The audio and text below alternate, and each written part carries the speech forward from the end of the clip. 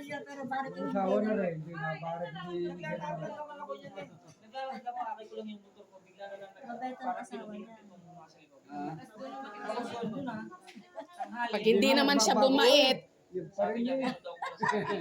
Doon niya ata. Hindi pa rin nagbabago. ganyan daw yung...